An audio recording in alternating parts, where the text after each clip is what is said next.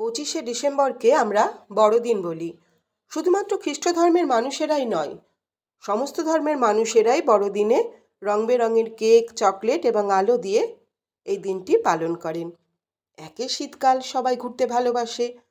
তারপর এমন একটা দিন পাওয়া গেলে কেউ কি আর বাড়িতে বসে থাকে?